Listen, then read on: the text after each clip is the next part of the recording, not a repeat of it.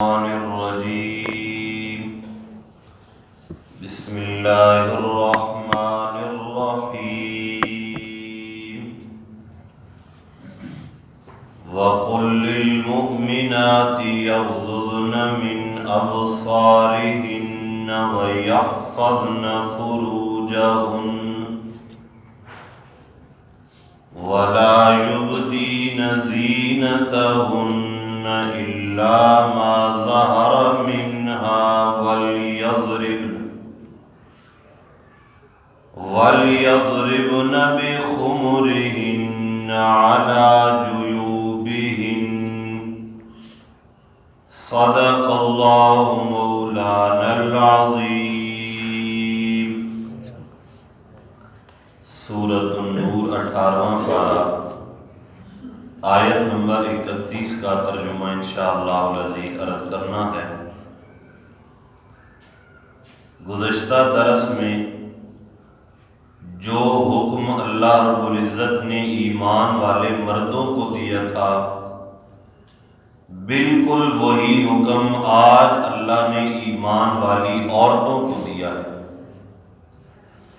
فرمایا میرے محبوب آپ ایمان والی عورتوں کو حکم دیجئے یغضضن من ابصارہن کہ وہ اپنی نظریں جھکا کے رکھا کریں۔ کل ایمان والے مردوں کو کہا تھا اور آج ایمان والی عورتوں سے۔ وَيَحْفَظْنَ فُرُوجَهُنَّ اور اپنی شرمگاہوں اور اپنے ستر اور پردے کی حفاظت خود کیا کریں۔ اس آیت کا شان نزول کیا ہے؟ حضرت اسماء رضی اللہ تعالیٰ عنہ اپنے باغ میں موجود تھیں کہ ان کے پاس کچھ عورتیں آ جاتی، اور جو عورتیں ان کے پاس آتی اجنبی، ان کی حالت اور لباس یہ ہوتا، ان کے بڑے بڑے کرتے ہیں جو پاؤں تک چلے جاتے ہیں اور ان کے نیچے ازار اور تہہ بند کوئی نہیں، اور جو سر کی اوڑھنی اور دوپٹہ ہے وہ بجائے آگے سینے پہ کرنے کے انہوں نے سر پہ کپڑا لٹکا کے اس کے دونوں پلو پیچھے لٹکا دیے۔ سینہ بھی اسی طرح کھلا ہے، اوپر سر کے بال بھی کھلے ہیں اور پاؤں بھی سارے کھلے اور نظر آ رہے ہیں۔ اب حضرت اسماء بنت یزید انہوں نے ابھی تک پردے کا حکم نازل نہیں ہوا تھا، ان کے اس آنے کیفیت اور اس لباس کو مکروہ جانا کہ یہ کیا لباس ہے، تمہارا سینہ بھی کھلا ہے، بال بھی کھلے ہیں، پاؤں بھی نظر آ رہے ہیں، یہ پردہ کیا ہے؟ ادھر انہوں نے اس بات کو مکروہ جانا، ادھر اللہ علیم خبیر نے فوراً اپنے نبی پر یہ آیت اتار دی اور قیامت تک ایمان والیوں کو حکم دے دیا کہ اپنا لباس درست کریں، اپنا پردہ مکمل کریں، اپنی شرمگاہ کی حفاظت خود کریں۔ اور یہ حکم جیسے مردوں کو ہے بالکل اسی طرح عورت کو ہے۔ تو مطلب یہ ہے کہ جیسے مرد پر اجنبی عورت کو دیکھنا حرام ہے، عورت پر اجنبی مرد کو دیکھنا بھی حرام ہے۔ کیوں؟ اس لیے کہ جیسا تعلق مرد کا عورت سے ہے ویسا ہی تعلق عورت کا مرد سے بھی تو ہوتا ہے۔ جس چیز کا طالب مرد عورت سے ہے اس چیز کی طلبگار عورت بھی مرد سے ہوتی ہے، تو اللہ نے وہی حکم دیا۔ حضرت ام سلمہ رضی اللہ تعالیٰ عنہ فرماتی ہیں میں اور میمونہ ہم دونوں اللہ کے رسول کے پاس بیٹھی تھی، اتنے میں ایک صحابی آ گئے عبداللہ ابن ام مکتوم، جو اندھے صحابی تھے جن کی نظر نہیں تھی۔ جب وہ آئے تو پردے کا حکم نازل ہو چکا تھا۔ اللہ کے رسول نے فرمایا عبداللہ آ رہے ہیں، تم دونوں پردہ کرو۔ تو میں نے کہا، ام سلمہ کہتی ہیں کہ یا رسول اللہ الیس هو اعمی، یہ اندھا نہیں ہے، اس سے کون سی پردے کی ضرورت ہے؟ تو نظر ہی کوئی چیز نہیں آتی، پردہ تو آنکھوں والوں سے کرے، اندھے سے کیا پردہ ہے؟ تو اللہ کے رسول نے بڑا پیارا جواب دیا، فرمایا اگر وہ اندھے ہیں تو کیا افعمیاوان، کیا تم دونوں بھی اندھی ہو؟ اللہ نے نظریں جھکانے کا حکم صرف مردوں کو نہیں عورتوں کو بھی دیا ہے، اور عبداللہ تمہارے لیے اجنبی اور نامحرم ہے۔ جیسے عبداللہ کا دیکھنا تمہارے لیے حرام ہے، تمہارا دیکھنا بھی اسے حرام ہے۔ افامیہ وانے، کیا تم دونوں بھی اندھی ہو؟ انتما لستما یبصرانہ، کیا تم دونوں سے نہیں دیکھ رہی ہو؟ تو یہ عورت کے لیے بھی حکم ہے کہ وہ اپنی نظریں جھکا کے رکھے۔ اور ہمارے ہاں کیا ہے، اور آج کل کے دور میں خصوصاً گھر میں ٹی وی ہیں، ویڈیوز ہیں، غیر مرد سامنے کھلے نظر آ رہے ہیں، اور مرد باپ اپنی اولاد اور اپنے گھر والوں کے ساتھ بیٹھ کے دیکھ رہا ہے۔ تو جیسے مرد کو آمنے سامنے دیکھنا حرام ہے، تصویر میں اور ویڈیو میں بھی دیکھنا اسی طرح حرام ہے۔ اس کا حکم کوئی الگ نہیں ہے، اسی طرح بالکل حکم ہے۔ جیسے یہاں نظریں جھکانے کا حکم ہے، وہاں بھی نظریں جھکانے کا حکم ہے۔ یہ نہیں کہ تصویر ہے دیکھ لی جائز ہے۔ حضرت عائشہ صدیقہ رضی اللہ تعالیٰ عنہ کے پاس حضرت صفیہ بیٹھی ہوئی تھی۔ حضرت صفیہ فرماتی ہے میں نے قریش کی عورتوں کا ذکر چھیڑ دیا کہ قریش کی عورتیں وہ بڑی نیک ہیں، بڑی فضیلت والی ہیں، بڑی عظمت والی ہیں۔ تو اماں عائشہ نے فرمایا ٹھیک ہے، وہ قریشی عورتیں ضرور عظمت اور فضیلت والی ہوں گی، لیکن کتاب اللہ اور اللہ کے احکامات پر ایمان لانے اور تصدیق کرنے اور ان پر عمل کرنے میں جلدی کرنے میں جو عظمت اللہ نے انصار کی عورتوں کو دی ہے وہ قریش کی عورتوں کو بھی نہیں دی۔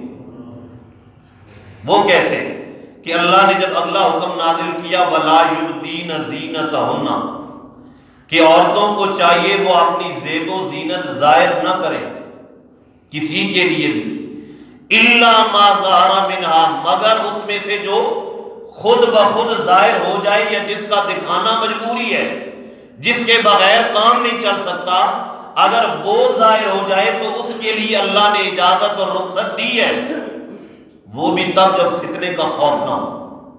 باقی اپنی زیب و زینت چھپا کے رکھیں، کسی پر ظاہر نہ کریں۔ اور زیب و زینت کیا ہے؟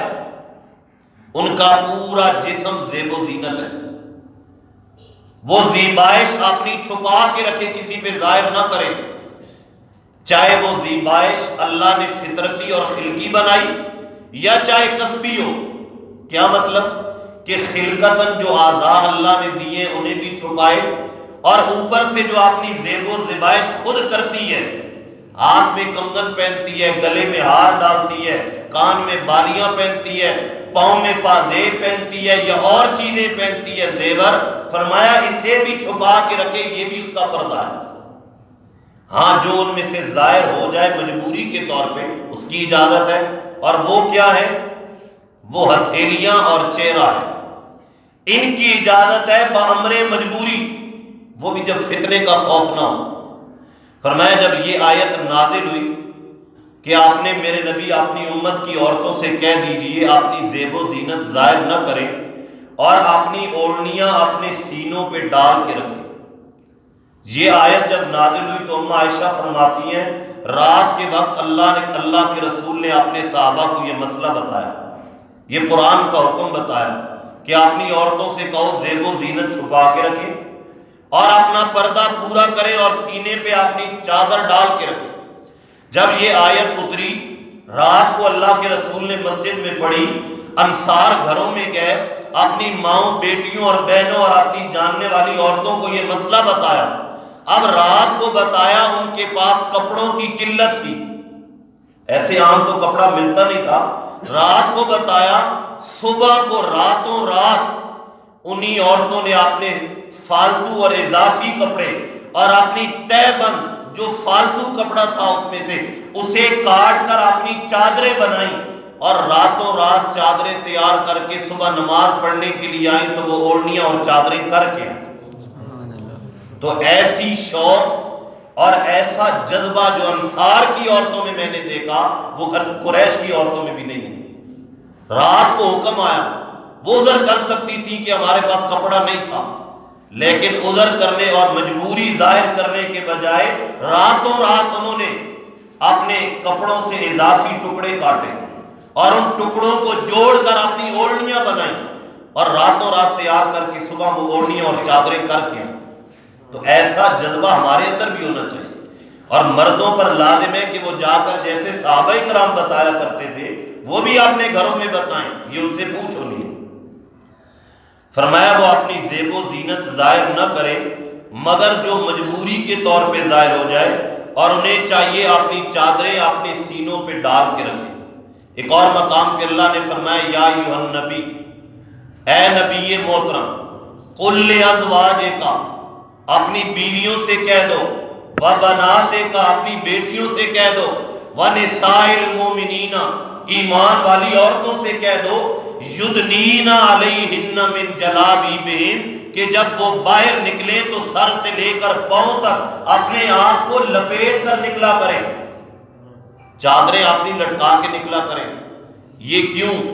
ذالک ادنیٰ ان یعرفن، یہ اس وجہ سے تاکہ جب وہ پردہ کر کے باہر نکلے تو آگے دیکھنے والا دیکھ کر جان لے کہ یہ مومنہ عورت آ رہی ہے، کوئی فاجرہ اور فاسقہ نہیں آ رہی ہے، یہ ان کی پہچان ہے، یہ ان کا زیور ہے۔ فلا یؤذین، پھر جب وہ پردہ لے کر نکلیں گی تو کوئی نظر اٹھا کے نہیں دیکھے گا، انہیں تکلیف نہیں پہنچائے۔ دیکھتے انہی ہیں کہ جو بغیر لباس کے ہوتی ہیں، جو لباس کے ساتھ آتی ہیں ان کی طرف ایمان والے بھی نظریں نہیں دوڑا، جو اپنے آپ کو باہر ظاہر کرنے کے لیے نکالتی ہیں اور اپنا پردہ اتار کے نکلتی ہیں، تو پھر ان کو تو مردوں نے دیکھنا ہی دیکھنا۔ اگر جو فروٹ کو اور میٹھی چیز کو آپ ڈھانک کے نہ رکھیں تو مکھیاں تو اوپر گندی بیٹھیں گی نا، اگر ڈھانک کے رکھیں تو مکھیاں تو نہیں بیٹھیں گی۔ تو ایمان والی عورتیں جب اپنے آپ کو ڈھانک کے رکھیں گی تو مردوں کی گندی نظریں اور مکھیاں اوپر نہیں جائیں گی۔ اگر جو اپنے آپ کو پردے سے نکال کر باہر لے جائیں گی تو پھر مردوں نے تو دیکھنا ہے گندی مکھیوں کی طرح بیٹھنا۔ تو یہ حکم اللہ نے دیا کہ پہلی بات ہے نظریں جھکا کے رکھیں، اور اس سے بھی بہتر ہے کہ وہ زیادہ باہر ہی نہ نکلے ہی نہ باہر، راستے میں ہی نہ بیٹھے۔ اللہ کے رسول ایک دن صحابہ کرام سے فرمایا ایاکم والجلوس علی الطرقات، راستے میں بیٹھنے سے بچا کرو، گلیوں میں، راہ گزر میں جہاں سے لوگ آ جا رہے ہو شارع عام پہ نہ بیٹھا کرو، وہاں مرد بھی جاتے ہیں عورتیں بھی۔ تو صحابہ کرام نے کہا اللہ کے رسول ہماری عادت بنی ہوئی ہے بیٹھکوں میں اور چوکوں میں بیٹھنا ہماری مجبوری ہے، ہم راستے میں بیٹھتے ہیں، چوراہوں میں بیٹھ جاتے ہیں۔ تو پھر اللہ کے رسول نے فرمایا جب تمہاری مجبوری ہے، اس کے بغیر کوئی چارہ نہیں کہ راستے میں بیٹھنا تمہارا عذر ہے، تو جب بامر مجبوری بیٹھتے ہو تو پھر راستے کا حق پورا کیا کرو، راستے کو اس کا حق دیا کرو۔ اللہ کے رسول راستے کا حق کیا ہے؟ آپ نے فرمایا راستے کا حق یہ ہے کہ نظریں جھکا کے رکھا کرو، راستے کا حق یہ ہے کہ جو تمہیں سلام کرے اس کا جواب دیا کرو، راستے کا حق یہ ہے کہ جو گزر رہا ہو اس کو تکلیف نہ پہنچایا کرو، راستے کا حق یہ ہے۔ چوتھا حق آپ نے فرمایا امر بالمعروف اور نہی عن المنکر والا عمل سر انجام دیا کرو، کہ اگر تمہیں کوئی نظر آئے راستے میں غلط کام کرتے ہوئے اسے منع کرو اور لوگوں کو اچھا کام کرنے کا حکم دیا کرو۔ یہ چار راستے کے حق ہیں، اگر یہ حق پورے کر سکتے ہو تو پھر تو راستے میں بیٹھو، اگر نہیں کر سکتے ہو تو پھر فرمایا راستے میں بیٹھو ہی نہیں۔ اللہ کے رسول نے بات ہی ختم کر دی، اور اگر بیٹھنا مجبوری ہے تو پھر نظریں جھکا کے رکھو۔ یہ آدھی آیت کا ترجمہ کر دیا، اور انشاءاللہ اگلی آدھی آیت کا حکم کل والے درس میں آئے گا، جن میں اللہ نے ایمان والے عورتوں کو محارم کے بارے میں بتایا۔ محارم سے مراد وہ ہیں جن کے سامنے پردہ کرنا ضروری نہیں ہے، یہ محرم ہے۔ وہ کون کون سے اللہ نے اس آیت کے اگلے حصے میں بیان کی، انشاءاللہ کل عرض کروں۔ دعائیں عمل کی